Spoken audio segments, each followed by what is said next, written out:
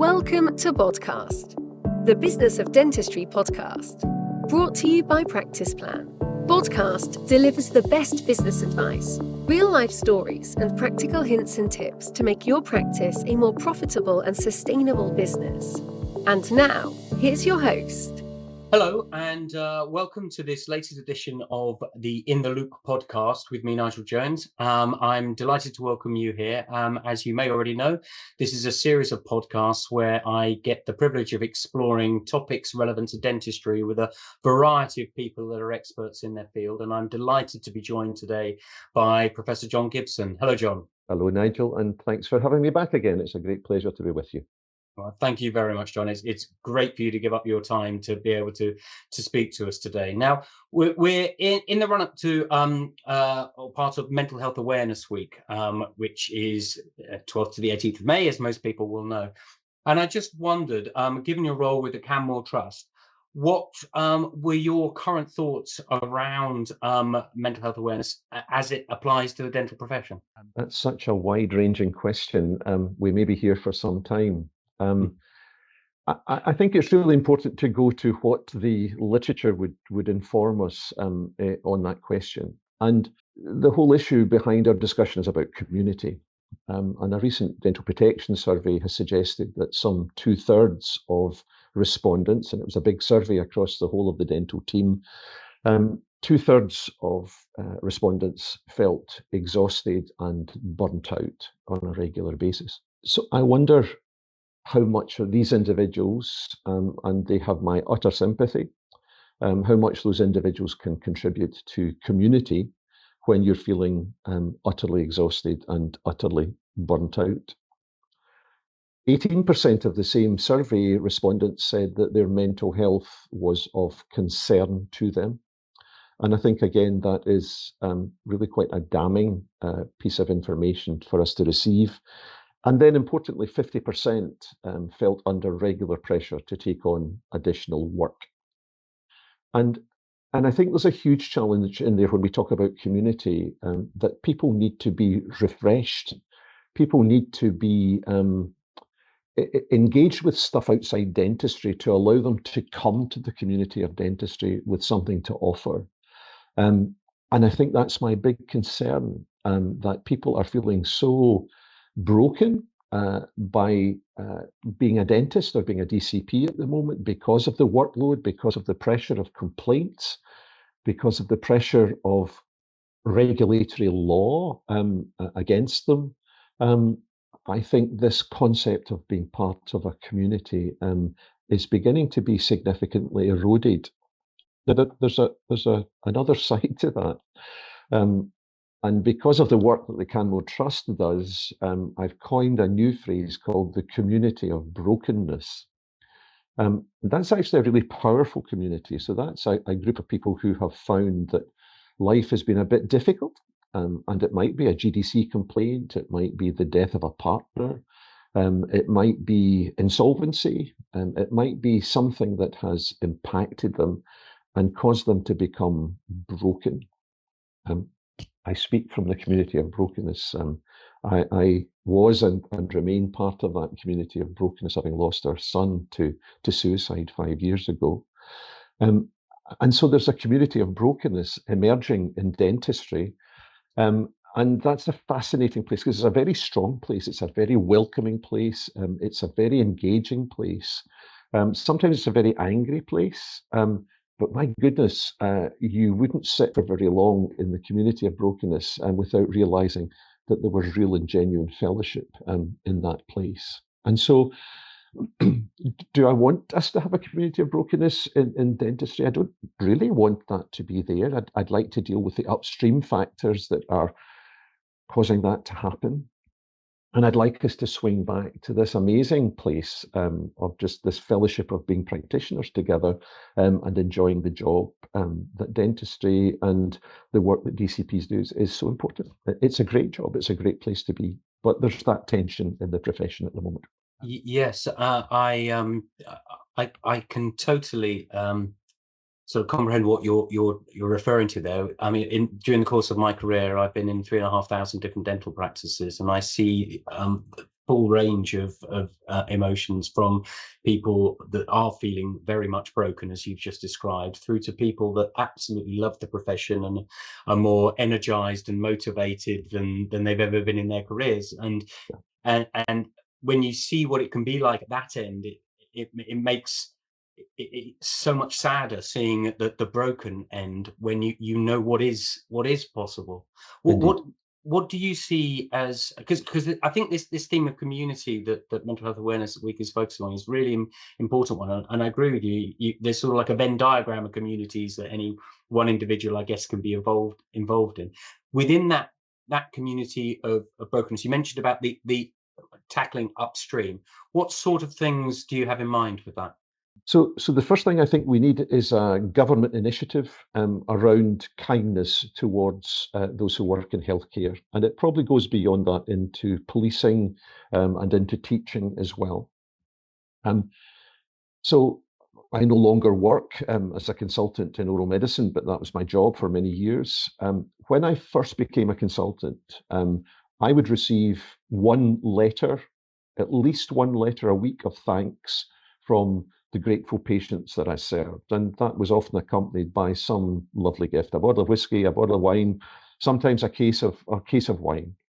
When I stopped working just over 5 years ago, or just on 5 years ago, I received one letter of thanks in the previous 12-month period.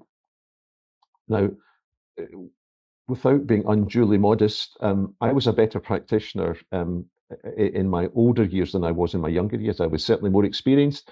I was better at the patient interface. So something had dramatically changed.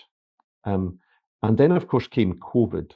And we've gone from applauding our NHS frontline staff on a Thursday night to having some of the highest levels of complaints that the NHS has ever faced, and indeed practitioners have ever faced. And so something catastrophic has happened around fear for the patient, around entitlement for the patient, around the practitioner feeling threatened and responding in a threatened way. So we become brainstem responders instead of higher center responders, often in those circumstances. So I think there's a real mix in there. But I do think the government needs to take an initiative, because if we don't stop this, we're going to have fewer and fewer people entering frontline healthcare professions, and it's going to be a really difficult place to work. And if you speak to anyone who has gone through a GDC complaint, for example, and we've just had some of the again, part of the dental practitioner survey, some of those figures coming out. So 28% of people who have gone through a GDC hearing, or investigation rather, a GDC investigation, had considered taking their lives. And I often say this when I'm speaking publicly about mental well-being, that for the well-engaged professional person, just receiving the letter from the General Dental Council to say, we are investigating, is enough. You don't need a hearing. Because it is so shocking and so debilitating for the individual that immediately life changes. And so I guess, yes, we have to go through the regulatory process, but any remedial work that needs done is done instantaneously when that letter arrives, because it sends you scurrying to look at your audit projects, to look at your processes within the practice or the hospital or the clinic where you work. And it's a desperately difficult thing to do, to go through that whole investigative process. And if I may, let me be controversial for a second, because the General Dental Council have just announced that they're moving to a default system where fitness to practice hearings will be online. And there was a small response from the profession. I think there were some 66 responses in total, many of those from the defence organisations that represent us. And the outcome from that is that we're now in a place of default land where the hearings are online.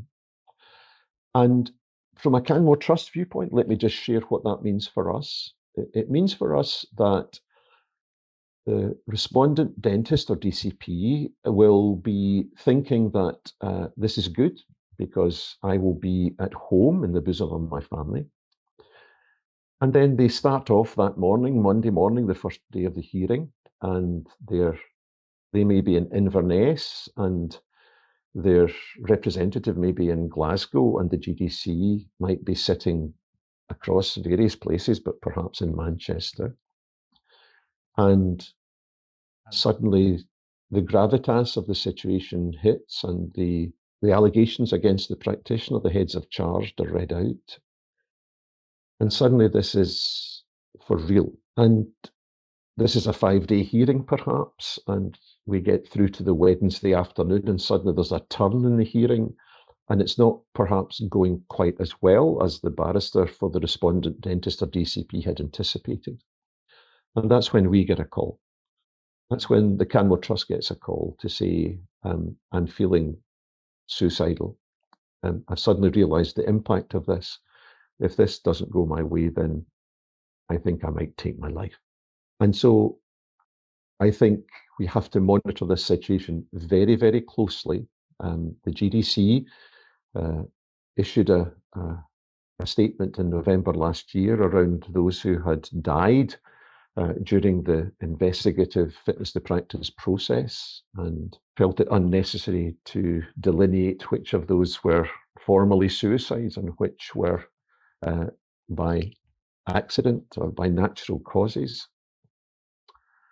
I think we need to watch this situation very carefully, and I hope that our regulator will not regret this course of action, because from where I'm sitting and the involvement that we have with the dental profession, I would be deeply concerned that there might be an increase in suicidal thinking and perhaps an increase in suicidal behaviour. And so I warn anyone who is listening into this podcast to please think ahead. If you're heading into an investigative process with the regulator, please reach out for the fullest support that you can. And particularly as hearings are about to begin, please engage fully with your defence organisation and engage with others beyond the defence organisations who might support you in this most difficult of times. Because suicide is never an answer. We can always get through the circumstances ahead of us, even if that means an incapacitating event which cuts across your professionalism and your clinical practice for a season. We can still get through that. And you're much more than who you are as a professional person. You're a family person. You're a mother, a father, a cousin, an aunt, an uncle, a brother or a sister. You're a practice owner. You're a principal. You are lots of things. So much more than this hearing suggests that you might be. And so, please reach out for help if you find yourself in those circumstances. No, thank you, John. I think that's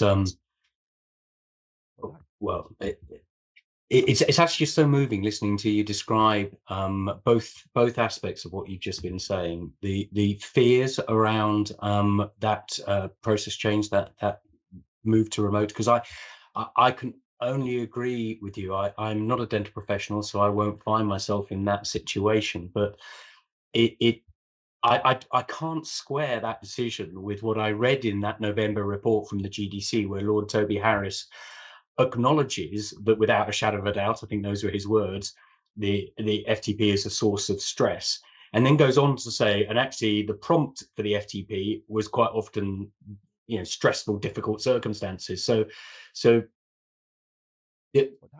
well, on a related point, I said in an event that I was hosting just recently about how isolating and isolated a profession dentistry is. So if I combine what Lord Toby Harris said with this decision that could leave someone very isolated going through that. It seems a strange decision, and lacking in empathy, if I'm being brutally honest, for what it's like being the person going through it. Yeah. And you use the words lack of empathy.